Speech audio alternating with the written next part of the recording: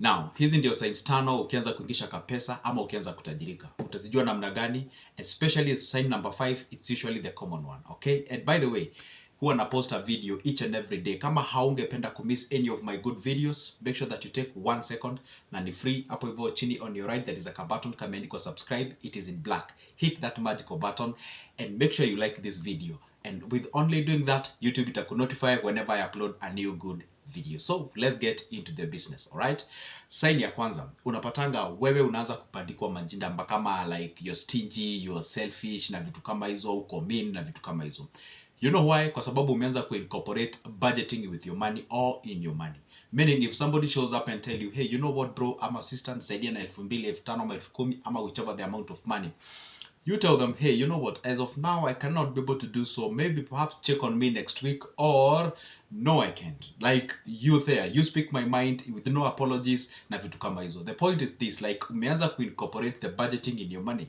But let me tell you one thing, because at this particular point, you're now engaging what you call the thinking, the rational thinking rather than the emotional way approach of the money. That's when unaanza kuambiwa you are stingy, na uko na vitu kama hizo. And then the kind of a character that you're incorporating whenever you want to do something to people, you have to think about it.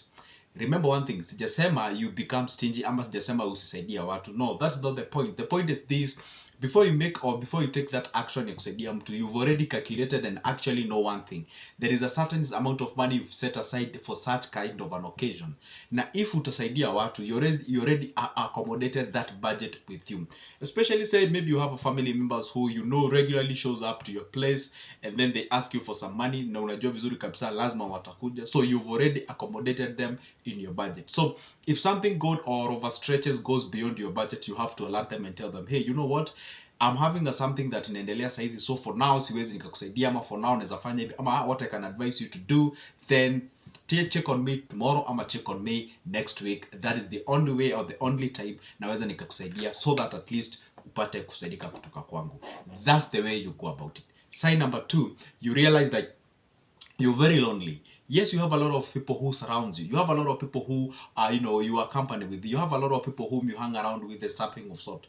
But the journey feels so lonely. You feel like a lot of people are not understanding you. You feel like in most cases you get misunderstood by the people.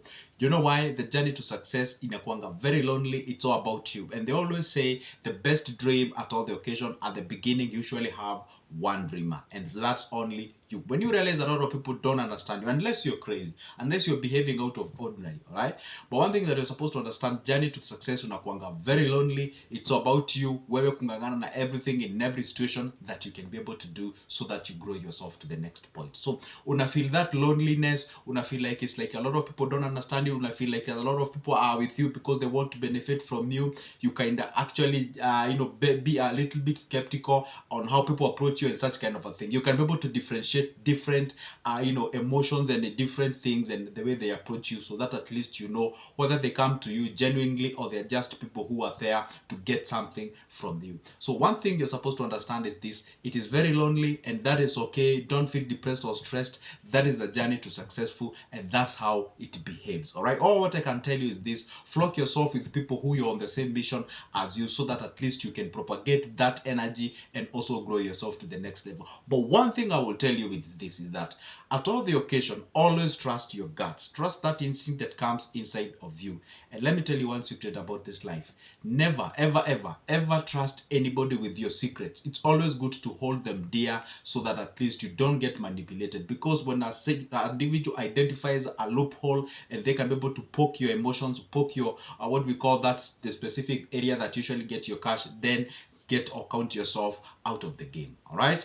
And point number 3, it's about kueleweka, meaning at this occasion you feel like it's not a must to get understood. Ushaikuwa kwa situation yenye it's not a must to get understood. Provided you've spoken the truth, you've spoken your mind, and that's the way it is, you don't care. All right, not because that you are rude or something, but you feel like at this particular point, sio lazima munielewe, provided I've spoken my mind. For example, if somebody tells you or asks you, hey, you know what, tomorrow we were planning to go somewhere and we were asking if you can be able to accompany us because I think you'll be more important and such kind of a thing, and you tell them, no, I won't be able to make it because I've already allocated the day, I've allocated allocated that specific time for doing this and this and that. Simple as that. You don't even, sometimes you can even say, no, I won't make it to do so. Sometimes you don't even have to explain such kind of a thing. And if you do and they do not understand you, unapatanga we mwenyewe, it's like you don't care whether they understand you or they don't. Actually, it's not being rude. You can confuse that with being rude. It's actually being disciplined. And in most cases, one thing utakuja kurealize kwa life is this: when you're disciplined, when you isolate yourself, when I say when isolate yourself is like morally, character-wise, behavior-wise, and such kind of a thing, you tend to look as if you're an outcast. Sometimes you even question yourself and be like, or am I being extreme on these areas?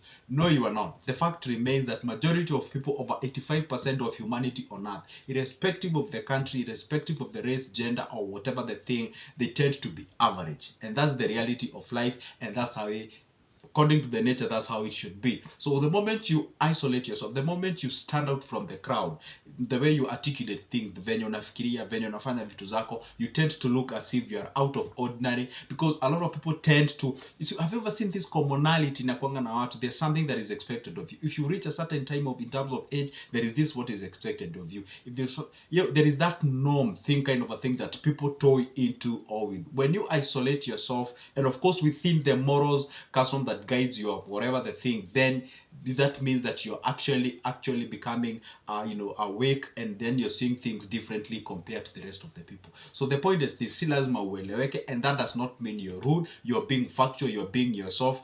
And by the time these things were in a click to people when they are about 50, 60, around that particular age of time, that's the time they realize, like, hey, you know what, I've been caring what people say, and I've realized one thing: people don't even know what's going on. People don't even care what's going on. All right. And by the way, that's the reality of life. So kueleweka at that particular point is not really a must that you get understood, because at the end of the day, you realize that is not what you've been thinking. Because one thing you're supposed to understand with the people is that you tend to think that they care about you, but the point is that they don't even give a damn. They are so busy doing their own things, and you cannot even tell whether they are concentrating on you or with you or not. That's the reality. All right. So let's go into the next point, or the point number 4. It's about risk appetite. One thing at this particular point, kama ushaanza incorporate something like, you already know very well, risk is a very, very vital factor that you have to have it in your life for you to proceed and succeed in this life. You know what?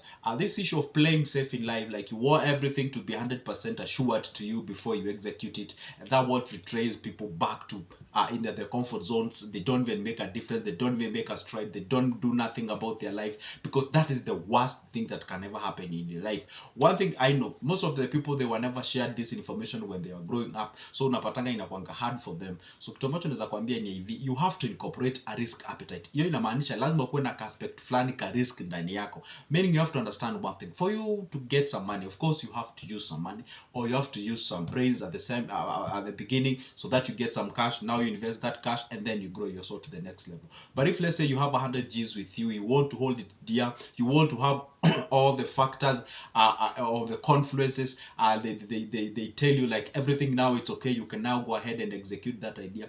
Hautawafanya anything. You'll be sitting there consulting and consulting, over consulting and consulting and consulting, without you doing an action based on that thing that you want to do. So it's always good to make sure that at least it's good to consult, it's good to find out. Of course, it's good to put into consideration some factors before you execute over a certain idea, but don't over consult. At that particular point, understand one thing: there is no way utaipata factors zote zinakufavor for you to start that specific thing. And I've been giving that examples using various or other previous videos. You can check them out. I always tell people, wakati unataka kuanzisha biashara, investment or anything, there is always that element of risk inside of it. There is no way anything in this world will be risk free.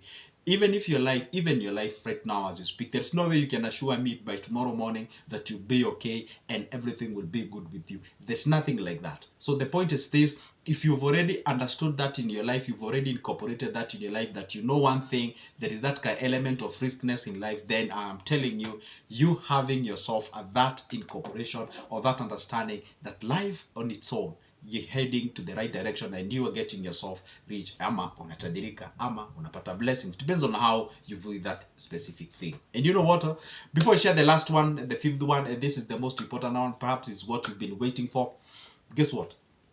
You can get my number from the description of this specific video. You give me a call. I offer services pertaining to consultation, business advice. I also have booklets of with me. It's only a 280 a copy. You can get that number from the description of this video. Give me a call, text me, you get a copy, and we get started. And don't forget to comment down below, tell me how is it and how have you benefited with this video. And again, don't as well forget to like this video and subscribe. All right, so let's get into the fifth point. The fifth point is about you having what we call what you consume a lot means a lot to you, meaning you tend to think on where you dwell most. Hiyo inamaanisha aje? Like, let me tell you one secret. When you're on the journey to be successful, or when you're already set your foot on that door of being successful, kuna kitu fulani unafaa ku understand kwa life yako ya team. What you consume really defines you. Kwa mfano unapata there you are consuming things that are not even value adding. So ukianza kutajirika unapatanga unaanza ku consume vitu tunaitanga valuetainment ama vitu tunazitanga infotainment, meaning vitu ambazo wewe mwenyewe unapata zinakusaidia ku grow yourself na kuendelea to the next level. So perhaps you're watching some documentaries kuhusu kitu fulani about life of different areas, about a certain product, you know, you're just valuing yourself, just watching a business kind of a channel, documentaries na vitu kama hizo, economy, statistics, growth na vitu kama hizo. So when you realize unaanza kuwatch vitu kama hizo, that's the thing that you feel inclined towards, then I'm telling you, you are not only successful, but at least you're incorporating what we call the character of being successful. And guess what? I'm done. That's the end of this video. Just want to say thank you. Don't forget to comment down below, like this video. As again, pick my number from the description of this box, or rather this video. Let's have a business conversation. And for now, it's a goodbye. See you in the next one.